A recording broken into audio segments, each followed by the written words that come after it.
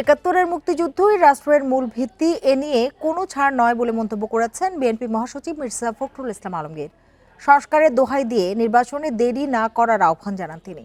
এ সময় অন্য রাজনীতিকরা মন্তব্য করেন, জুলাই গণ অভ্যুত্থান কারো একার ফসল নয়। জাতীয় প্রেস ক্লাবে গণতন্ত্র মঞ্চের সভায় এসব কথা বলেন নেতারা।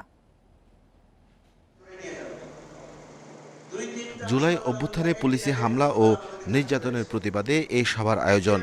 স্বৈরাচার সরকারের নিন্দা জানান নেতারা। সভায় বিএনপি মহাসচিব মির্জা ফখরুল মন্তব্য করেন, যারা গণতন্ত্র ও দেশের অগ্রযাত্রায় বিশ্বাস করে না তারাই লাভবান হচ্ছে। তিনি শঙ্কা করেন, নির্বাচন যত দেরি হবে গণ অভ্যুত্থানের বিরোধী শক্তিগুলো তত সক্রিয় হবে। 1971 হচ্ছে আমাদের কিন্তু মূল কথা, স্বাধীনতা যুদ্ধ আমাদের মূল কথা, ওইখানে আমাদের কোনো কম্প্রোমাইজ নাই।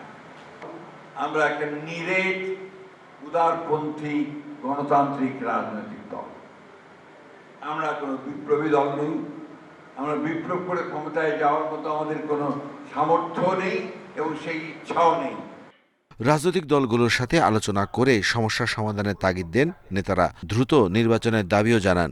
নানান লক্ষণ আমরা দেখছি, মিটফোর্ডে যেভাবে একটা হত্যা করা হয়েছে এবং যেভাবে তার ভিডিও ফুটেজ ন্যারেটিভ হাজির হয়েছে, পরিষ্কারভাবে ষড়যন্ত্র চলছে।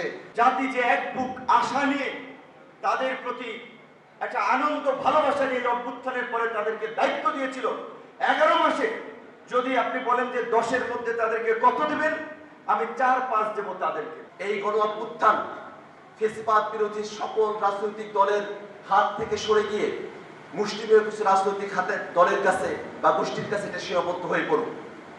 এই গণ অভ্যুত্থান আমাদের সকলের। নেতারা বলেন, সবচেয়ে বেশি জনসমর্থন রয়েছে এই সরকারের, ব্যর্থ হচ্ছে তারপরও। Arafatur Rahman, independent news, Dhaka.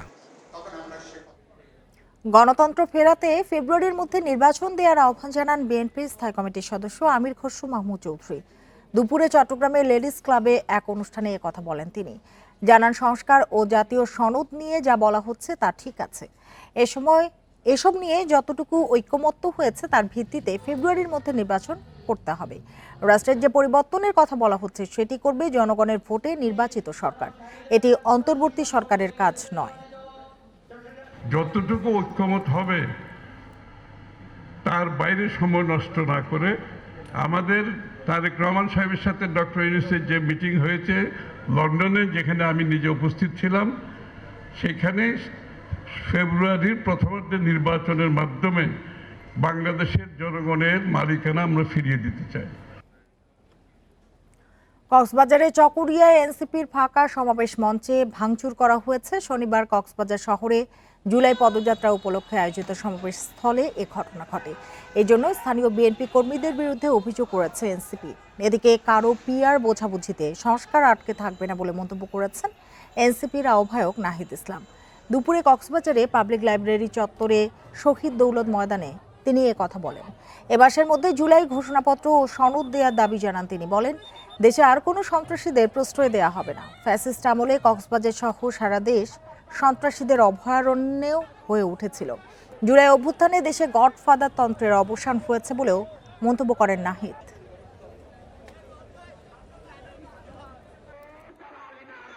আমরা বলেছি জুলাই মাসের মধ্যে জুলাই ঘোষণাপত্র এবং জুলাই সনদ হতে হবে। কে পিআর বুঝে কে পিআর বুঝে না, এর জন্য সংস্কার আটকে থাকবে না। কারণ আমরা জানি জনগণ সংস্কার বুঝে, জনগণ সংস্কার চায়। গণহত্যার বিচার সংস্কার সহ 7 দফা দাবিতে রাজধানীর সোহরাওয়ার্দী উদ্যানে জামায়াতে ইসলামীর জাতীয় সমাবেশ অনুষ্ঠিত হয়েছে। সমাবেশে বক্তব্য দেওয়ার সময় অসুস্থ হয়ে মঞ্চে পড়ে যান দলটির আমির ডাক্তার শফিকুর রহমান। উঠে বক্তব্য শুরু করলে আবারও পড়ে যান তিনি। পরে মঞ্চের ফ্লোরে বসেই বক্তব্য দেন তিনি। এ সময় দুর্নীতিমুক্ত বাংলাদেশ গড়ার আহ্বান জানিয়ে ডাক্তার শফিকুর রহমান বলেন, ফ্যাসিবাদের পর এবার লড়াই হবে দুর্নীতির বিরুদ্ধে। পুরনো ব্যবস্থাপনায় আর দেশ চলবে না, নতুন করে গড়তে হবে বলেও জানান তিনি। লাখো জনতার পদচারণায় কানায় কানায় পূর্ণ ছিল উদ্যান। নেতাকর্মী ও সমর্থকদের ঢল সমাবেশ স্থল ছাড়িয়ে আশপাশের এলাকাও ছড়িয়ে পড়ে। সকাল 10টা থেকে শুরু হয় সমাবেশের আনুষ্ঠানিকতা। শুরুতে রাখা হয় সাংস্কৃতিক পরিবেশনা, এরপর দুপুর 2টায় সমাবেশের মূল কার্যক্রম শুরু হয়। এতগুলা মানুষ এমনি এমনি জীবন দেয় নাই, জীবন দিয়েছে জাতির মুক্তির জন্যে। যদি বাস্তবতা পুরানা সবকিছুই টিকে থাকবে, তাহলে কেন তারা জীবন দিয়েছিল? 7 দফা দাবিতে রাজধানীর সোহরাওয়ার্দী উদ্যানে জামায়াতের সমাবেশে নেতাকর্মীদের ঢল নামে। দুপুরে সমাবেশ হলেও সকাল থেকেই সারা দেশ থেকে আসতে থাকেন কর্মীরা। উদ্যানের আশপাশের এলাকাতেও ছড়িয়ে পড়ে সমাগম। ব্যবসা গরম ও যাত্রাপথের ক্লান্তি উপেক্ষা করেই জড়ো হন কর্মীরা। সোহরাওয়ার্দী উদ্যানে সমাবেশের মূল আনুষ্ঠানিকতা শুরু হয় দুপুরে, অথচ শুক্রবার রাতেই উদ্যানে অবস্থান নেন অনেক নেতাকর্মী। ভোর থেকে আসতে থাকেন দলে দলে। বিভিন্ন জেলা থেকে বাস, ট্রেন ও লঞ্চে করে আসেন নেতাকর্মীরা। সবার মুখে ছিল দলীয় স্লোগান। ব্যবসা গরম আর যাত্রার ক্লান্তি উপেক্ষা করে সমাবেশে জড়ো হন কর্মীরা। 7 দফা দাবি আদায়ের লক্ষ্য তাদের। আমরা চাই আল্লাহর পবিত্র কোরআনের রাষ্ট্র কায়েম হোক, এই কারণের জন্য এত কষ্ট করে আমরা এখানে আসছি। আল্লাহর সন্তুষ্টির জন্য দিন কায়েমের প্রচেষ্টা করা, এরকমের সামান্য একটু কষ্ট আমাদের জন্য কিছু না। যদি আমাদের সাময়িক কষ্ট হয়েছে, সেই কষ্টকে আমরা বরণ করে আজকের প্রোগ্রামকে আমরা সার্থক করেছি। উদ্যানের বাইরেও অবস্থান নেয় নেতাকর্মীরা। তাদের জন্য বসানো হয়েছে জায়ান্ট স্ক্রিন। জামাত ইসলামকে আমরা পছন্দ করি, ভালোবাসি, জামাত দল করি, তাই আসছি। বাংলাদেশের একটা ইসলামী রাষ্ট্র বানানোর জন্য আমরা সেইতে আসছি। আমরা সেইভাবে আমরা দাঁড়িপাল্লা প্রতীক নিয়ে আমরা এখানে ভোট করার জন্য আসছি। আমাদের কোনো লোকজন সমস্যা হয়নি ইনশাল্লাহ, এবং লোকজনে এখানে বসার ব্যাপারে, নাস্তা পানির ব্যাপারে, টয়লেট ব্যাপারে কোনো সমস্যা হয়নি। সবার স্বাস্থ্য সেবায় অস্থায়ী মেডিকেল ক্যাম্পও বসানো হয়েছে। আনোয়ার সাদাত নূর, ইন্ডিপেন্ডেন্ট নিউজ, ঢাকা। গোপালগঞ্জে সংঘর্ষের ঘটনায় এখন পর্যন্ত 283 জনকে গ্রেপ্তার করেছে যৌথ বাহিনী। রাত 8টা থেকে রোববার ভোর 6টা পর্যন্ত কারফিউ বহাল থাকার কথা জানিয়েছেন জেলা ম্যাজিস্ট্রেট। এদিকে স্বরাষ্ট্র উপদেষ্টা জাহাঙ্গীর আলম বলেছেন, সংঘর্ষে নিহতদের ময়নাতদন্তের প্রয়োজন হলে মরদেহ উত্তোলন করা হবে। দুপুরে রাজধানীর শাহজালাল বিমানবন্দরে সাংবাদিকদের কাছে তিনি একথা বলেন। 16 July long march to Gopalganj কর্মসূচি পালন করে এনসিপি। এই কর্মসূচি ঘিরে দফায় দফায় হামলা চালায় আওয়ামী লীগ সমর্থকরা। এই সংঘর্ষে নিহত হয় 5 জন। তাদের দাফন ও সৎকার করা হয় ময়নাতদন্ত ছাড়াই। এ নিয়ে তৈরি হয় সমালোচনা। এমন পরিস্থিতিতে স্বরাষ্ট্র উপদেষ্টা বলেন, প্রয়োজন হলে কবর থেকে মরদেহ উত্তোলন করা হবে। ঢাকার যেটা আছে এটা তো ময়নাতদন্ত হচ্ছে, আর কয়েকটা যে দেখছেন যে ডেড বডি তারা নিজেরই চলে গেছে, তো ময়নাতদন্ত কিভাবে হবে? ওইগুলি যদি দরকার হয় আবার ময়নাতদন্ত হবে। ডেড বডি তো ইচ্ছের থেকে যদি প্রয়োজন হলে উত্তোলন করে তো ময়নাতদন্ত করা হবে। কারফিউ শিথিল করায় স্বস্তি জানিয়েছেন স্থানীয়রা। আমি একজন ব্যবসায়ী, খোলাখোলায় ব্যবসা করি, কিন্তু আমার প্রতিষ্ঠানে 1 সপ্তাহ 3-4 দিন বন্ধ, আমি কিভাবে চলবো? জনজীবন আসলে অতিষ্ঠ হচ্ছে, খেটে কামাসে খুব সমস্যা হচ্ছে, রাস্তাঘাটে চলাফেরার প্রতিবাদ দিচ্ছে না। এটা থেকে যেন এদের সাধারণ মানুষের নিষ্কৃতি দেয়। গোপালগঞ্জে সংঘর্ষ ও নিহতের ঘটনায় বিচার বিভাগীয় তদন্ত চেয়েছে মানবাধিকার সংস্থা HRFB। আল আমিন হোসেন, ইন্ডিপেন্ডেন্ট নিউজ, ঢাকা। নির্বাচন নিয়ে কোনো অনিশ্চয়তা নেই, সবার জন্য লেভেল প্লেয়িং ফিল্ড নিশ্চিতে কাজ করছে সরকার, এমন মন্তব্য করেছেন প্রেস সচিব শফিকুল আলম। সকালে কুমিল্লা বার্ডের ময়নামতি অডিটোরিয়ামে কুমিল্লা বিশ্ববিদ্যালয়ে আয়োজিত এক অনুষ্ঠানে অংশগ্রহণ শেষে সাংবাদিকদের প্রশ্নের জবাবে তিনি বলেন, প্রধান উপদেষ্টা যে সময় বলেছেন সে সময়ই নির্বাচন হবে। নির্বাচনের জন্য যে পরিবেশ সেটা ঠিক করা হবে এবং সবার জন্য লেভেল প্লেয়িং ফিল্ড থাকবে। অতীতের যে কোনো নির্বাচনের তুলনায় ভালো নির্বাচন হবে। রাজনৈতিক দলগুলোর সহযোগিতায় শিগগিরই জুলাই সনদ ঘোষণা করা হবে বলেও আশা প্রকাশ করেন তিনি। সুন্দর পরিবেশে পিসফুল একটা নির্বাচন হবে এবং বাংলাদেশের ইতিহাসে one of the best election হবে। প্রফেসর ইউনূস এটা বারবার বলছেন, আমরা আবারও বলি, নির্বাচন নিয়ে কোনো ধরনের কোনো অনিশ্চয়তা নাই। নির্বাচন ভালো হবে, নির্বাচনের জন্য যে পরিবেশ সেটা ঠিক করা হবে এবং লেভেল প্লেইং ফিল্ড থাকবে। রাজনৈতিক ছত্রছায়ায় চাঁদাবাজ ও অবৈধ দখলদার বেড়ে গেছে এবং তাদের নিয়ন্ত্রণ করা যাচ্ছে না। এ কারণে সিটি কর্পোরেশনের পরিচ্ছন্নতার কাজে বিঘ্ন ঘটছে বলে মন্তব্য করেছেন ঢাকা উত্তর সিটি প্রশাসক মোহাম্মদ এজাজ। নগর কর্তৃপক্ষের জন্য আলাদা পুলিশ নিয়োগের দাবি তার। এদিকে ঢাকার 2 সিটিতেই ডেঙ্গু নিয়ন্ত্রণে রয়েছে বলে দাবি 2 প্রশাসকের। শনিবার আলাদা অনুষ্ঠানে এসব কথা বলেন তারা। শনিবার বনশ্রী খালের দুই পারে রাস্তা সংস্কার ও আবর্জনা পরিষ্কারে হঠাৎ তৎপর সিটি কর্পোরেশনের কর্মীরা। ঢাকা উত্তরের প্রশাসক আসায় এই ব্যস্ততা। এ সময় প্রশাসক সেখানে বলেন, চাঁদাবাজ, অবৈধ দখলদার আর মাদকসেবীদের কারণে নগর পরিচ্ছন্ন রাখা যাচ্ছে না। এজন্য সিটি কর্পোরেশনের জন্য আলাদা পুলিশ চাইলেন তিনি। যে পরিমাণ ইনফর্মাল সেটেলমেন্ট আগে ছিল, ইনফর্মাল অর্থনীতি ছিল, সেটা 5 গুণ করা হয়েছে শুধুমাত্র অবৈধ এই রাজনৈতিক ছত্রছায়ায় যেই প্রভাবশালী নতুন তৈরি হচ্ছে, যাদেরকে কন্ট্রোল করা যাচ্ছে না, নতুন যাদের হাতে এই চাঁদাটা ট্রান্সফার হয়েছে তাদেরকেও প্রশ্ন করা উচিত। তারা তো আমাদেরই আত্মীয় স্বজন কিংবা আমাদেরই পরিচিত কোনো প্রভাবশালী, সুতরাং তারা তো এই শহরগুলোকে নষ্ট করে দিচ্ছেন, শুধুমাত্র যে তাদের পকেট ভরছেন তা না। পরে খালপাড়ে গাছ লাগান প্রশাসক। মশা নিধন কার্যক্রমের কারণে ডেঙ্গু পরিস্থিতি নিয়ন্ত্রণে আছে বলে দাবি করেন তিনি। আমাদের কাজ আমরা করে যাচ্ছি, এখন পর্যন্ত স্ট্যাটিস্টিক্স খুবই নিয়ন্ত্রণে বাংলাদেশে, মানে ঢাকাতে, কিন্তু ঢাকা তো মূল বিষয় না, পুরো বাংলাদেশে আসলে ডেঙ্গুটা বেড়েছে, বিশেষ করে কোস্টাল জোনে এবং বরিশাল জোনে খুব বেশি বেড়েছে। আমরা এটা প্রতিদিন everyday we are taking updates এবং আমরা এটা অ্যাকশনে আছি। এদিকে জুলাই গণ অভ্যুত্থান স্মরণে মাসব্যাপী পরিচ্ছন্নতা ও মশক নিধন অভিযান চলছে ঢাকা দক্ষিণে। ডেঙ্গু পরিস্থিতি নিয়ন্ত্রণে দাবি করলেও আইনি পদক্ষেপ নেওয়ার হুঁশিয়ারি দেন নগর প্রশাসক। গত বছরের চেয়ে কিন্তু তুলনামূলক অনেক রোগী কম, তো আমরা মনে করি যে আমাদের এই অভিযানের ফলেই এই উন্নতিটা হয়েছে এবং আমরা আবার সাইক্লিক অর্ডারে এইভাবে আমরা 10টা জোন শেষ করে আবার 1 নাম্বার থেকে আবার শুরু করব। আমাদের অভিযান রাউন্ড দ্য ইয়ার চলতে থাকবে, অর্থাৎ এই ডেঙ্গু যেন কোনো ক্রমেই ছড়িয়ে না পড়ে সেই বিষয়ে আমরা সচেষ্ট আছি। পরবর্তীতে বিভিন্ন পরিচ্ছন্নতা কর্মসূচিতে স্বেচ্ছাসেবী সংগঠন বিডি ক্লিনের সদস্যদের সম্পৃক্ততা বাড়ানোর লক্ষ্য নগর কর্তৃপক্ষের। Adilur Rahman, independent news, Dhaka. রংপুরের সিও বাজার এলাকায় এলপি গ্যাস স্টেশনের গ্যাস সংরক্ষণ ট্যাঙ্কে মেরামতের সময় বিস্ফোরণ ঘটেছে। এতে এক শ্রমিক নিহত হয়েছেন, আহত হন অন্তত 20 জন।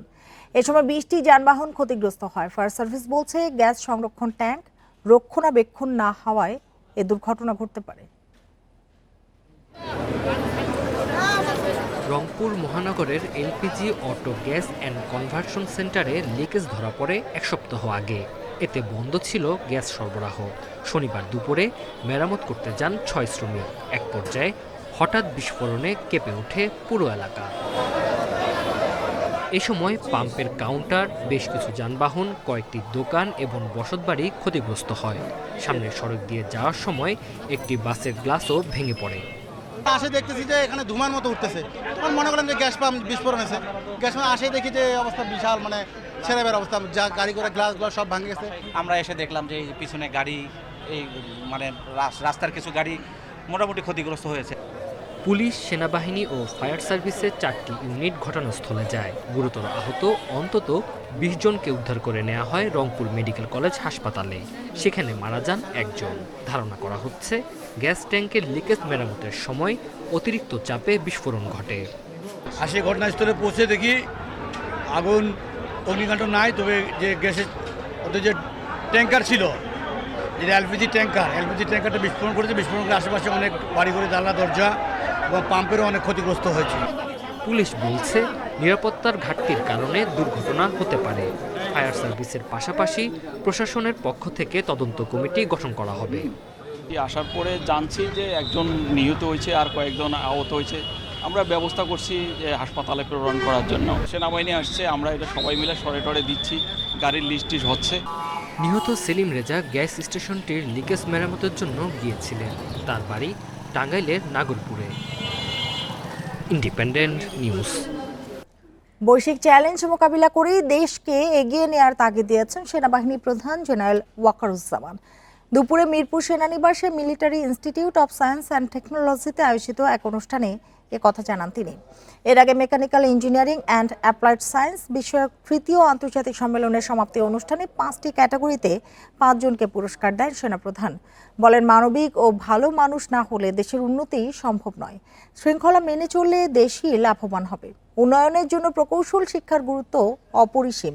এদিকে 3 দিনের এ সম্মেলনে কৃত্রিম বুদ্ধিমত্তা, নবায়নযোগ্য শক্তি উৎপাদন কৌশল, তাপ প্রকৌশল ও মহাকাশ গবেষণা সহ নানা বিষয়ে আলোচনা হয়।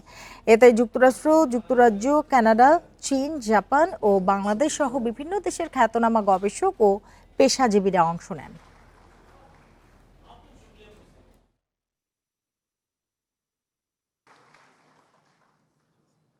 great civil servants, great military officers, but without the ethics, without the ethical teaching, without making them good human beings,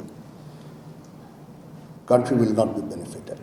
আপনারা যদি ভালো মানুষ না হন তাহলে কখনোই দেশ এবং জাতির কোনো উন্নয়ন সম্ভব না।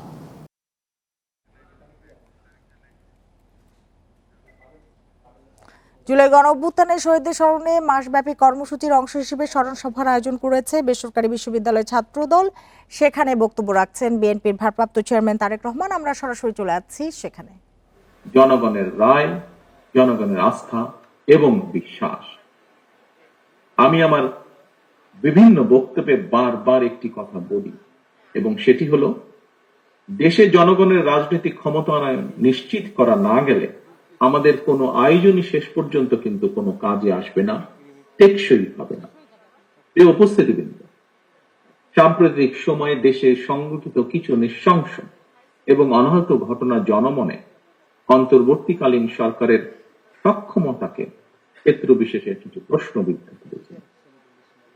তবে অন্তর্বর্তীকালীন সরকারের কোন একটি অংশের সহায়তায় কেউ কেউ কি দেশে উদ্দেশ্যমূলক পরিস্থিতি।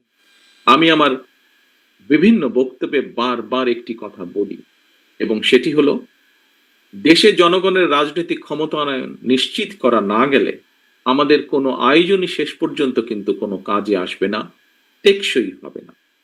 প্রিয় উপস্থিতিবৃন্দ, সাম্প্রতিক সময়ে দেশে সংঘটিত কিছু নৃশংস এবং অনাহত ঘটনা জনমনে অন্তর্বর্তীকালীন সরকারের সক্ষমতাকে ক্ষেত্র বিশেষে কিছু প্রশ্নবিদ্ধ করেছেন। তবে অন্তর্বর্তীকালীন সরকারের কোন একটি অংশের সহায়তায় কেউ কেউ কি দেশে উদ্দেশ্যমূলক পরিস্থিতি তৈরি করতে চাইছে কি না, সোশ্যাল মিডিয়া সহ বিভিন্ন জায়গায় মানুষের কথা শুনলে বোঝা যায় এই বিষয়টিও জনমনে জিজ্ঞাসা রয়েছে। অন্তর্বর্তীকালীন সরকারের পক্ষে ঔদ নির্বাচন অনুষ্ঠান সম্ভব কিনা কোন মহল থেকে এমন ধরনের প্রশ্ন উপস্থাপন বিচ্ছিন্ন বক্তব্য হিসেবে বোধহয় দেখার আজ কোনো সুযোগ নেই। অন্তর্বর্তীকালীন সরকারের সম্ভাব্য প্রতিশ্রুতির সময় জাতীয় নির্বাচন অনুষ্ঠান নিয়ে কেউ সময় ক্ষেপণ করতে চাইছে কিনা এ ব্যাপারেও সজাগ দৃষ্টি রাখার জন্য আমি জনগণের প্রতি, গণতান্ত্রিক রাজনৈতিক দলগুলোর প্রতি, আন্দোলনরত দলগুলোর প্রতি, সকলের প্রতি জানাই আহ্বান। একই সঙ্গে অন্তর্বর্তীকালীন সরকারের প্রতি আহ্বান, পরিস্থিতি নিয়ন্ত্রণে আরো স্বচ্ছ এবং সাহসী ভূমিকা রাখুন। বাংলাদেশের গণতন্ত্রে বিশ্বাসী জনগণ আপনাদের পাশে থাকবে, গণতন্ত্রে বিশ্বাসী রাজনৈতিক দলগুলো আপনাদের পাশে থাকবে যদি আপনাদের ভূমিকা আরো স্বচ্ছ এবং সাহসী হয়। প্রিয় সম্মানিত শিক্ষক শিক্ষার্থীবৃন্দ, এবার আমি দেশের শিক্ষার্থী এবং তরুণ তরুণীদের উদ্দেশ্যে সংক্ষেপে দু একটি কথা বলতে চাই। আজকের তারুণ্যই আগামীর বাংলাদেশ। ছাত্র তরুণরা অবশ্যই রাজনীতি করবে, রাজনৈতিকভাবে সচেতন থাকবে। ছাত্র তরুণদের সাহসী অংশগ্রহণ ছাড়া বিশ্বের কোনো দেশেই স্বৈরাচার কিংবা ফ্যাসিবাদের বিরুদ্ধে বিপ্লব বা গণ অভ্যুত্থান সফল হওয়ার উদাহরণ খুবই বিরল। বক্তব্য রাখছিলেন বিএনপির ভারপ্রাপ্ত চেয়ারম্যান তারেক রহমান। আমরা এতক্ষণ সেখানেই ছিলাম। নন্দিত কথা সাহিত্যিক হুমায়ুন আহমেদের ১৩তম মৃত্যুবার্ষিকী আজ। ২০১২ সালের এদিনে যুক্তরাষ্ট্রে চিকিৎসাধীন অবস্থায় মারা যান তিনি। মৃত্যুবার্ষিকী উপলক্ষে নুহাশ পল্লীতে তার কবরে ফুল দিয়ে শ্রদ্ধা জানান পরিবারের সদস্য ও ভক্তরা। বাংলা সাহিত্যের এক অনন্য প্রাণপুরুষ হুমায়ুন আহমেদ প্রয়াণ দিবসে প্রিয় লেখককে শ্রদ্ধা জানাতে গাজীপুরের পিরুজালির নুহাশপল্লীতে ভিড় করেন ভক্তরা। শনিবার সকালে দুই পুত্র নিনিত ও নিশাদ হুমায়ুনকে সঙ্গে নিয়ে কবর জিয়ারত করেন লেখকের স্ত্রী মেহের আফরোজ শাওন। এ সময় তার আত্মার শান্তি কামনায় মোনাজাত করেন তারা। শ্রদ্ধা নিবেদন শেষে লেখকের স্বপ্ন এগিয়ে নিয়ে যাওয়ার প্রত্যয় জানান তার স্ত্রী শাওন। তিনি জানান, হুমায়ুন আহমেদের লেখা উপন্যাস বিভিন্ন ভাষায় অনুবাদ হচ্ছে। আমরা খুব আনন্দের সঙ্গে জানাচ্ছি যে পেঙ্গুইন পাবলিকেশন, এটা আসলে সব লেখকদের একটা স্বপ্নের ব্যাপার যে তাদের বই থাকবে পেঙ্গুইন পাবলিকেশনে। হুমায়ুন আহমেদ উনি জীবিত থাকা অবস্থায় ওনার খুব ইচ্ছা ছিল যে ওনার বই পেঙ্গুইন পাবলিকেশন থেকে আসলে পাবলিশড হবে। সেটা আমরা সম্প্রতি এটা পেঙ্গুইনের সাথে আমাদের আসলে চুক্তি স্বাক্ষরিত হয়েছে। ভক্তদের কাছে গল্পকার, পরিচালক, গীতিকার সব ক্ষেত্রেই হুমায়ুন আহমেদ ছিলেন অনন্য। তাই প্রিয় লেখককে শ্রদ্ধা ও ভালোবাসা জানাতে ভক্ত অনুরাগীরা বছরের এই দিনটিতে ছুটে আসেন নুহাশপল্লীতে। গতানুগতিক ধারার যে বই লেখক আছে বা সিনেমা আছে, নাটক, যেগুলো ব্যতিক্রম আমরা সবসময় পেয়েছি। একটা প্রজন্ম বা একটা শতাব্দীতে একজন করে আসে। আমি মনে করি যে হুমায়ুন আহমেদের জন্ম এবং মৃত্যুদিন এই জাতীয়ভাবে পালন হওয়া উচিত। 1948 সালের 13 নভেম্বর নেত্রকোনার কেন্দ্রীয় উপজেলার কুতুবপুর গ্রামে জন্মগ্রহণ করেন নন্দিত কথা সাহিত্যিক হুমায়ুন আহমেদ। 2012 সালের এই দিনে ক্যান্সারে আক্রান্ত হয়ে নিউ ইয়র্কের একটি হাসপাতালে মারা যান তিনি। Independent news. কাল বাংলাদেশ পাকিস্তান সিরিজের প্রথম টি20 মিরপুরে সন্ধ্যা 6টায় শুরু হবে। 3 ম্যাচের এই সিরিজের ট্রফি উন্মোচন করা হয়েছে সকালে। স্থানীয় একটি হোটেলে দুই অধিনায়ক লিটন দাস ও সালমান আগা সবার সামনে তুলে ধরেন ট্রফি। শ্রীলঙ্কা থেকে প্রথমবার টি20 সিরিজ জিতে ফেরা বাংলাদেশ দল পাকিস্তানের বিপক্ষে দারুণ আত্মবিশ্বাসী, অফ ফর্ম কাটিয়ে সিরিজ সেরা হয়েছেন টাইগার অধিনায়ক লিটন দাস। বাংলাদেশ স্কোয়াড অপরিবর্তিত রয়েছে। অন্যদিকে বাবর রিজওয়ান পরবর্তী যুগে তারুণ্য নির্ভর দল পাকিস্তানের। বাংলাদেশের সামনে তাই ব্যাক টু ব্যাক সিরিজ জেতার দারুণ এক সুযোগ। আর এতক্ষণ সাথে থাকার জন্য ধন্যবাদ সবাইকে।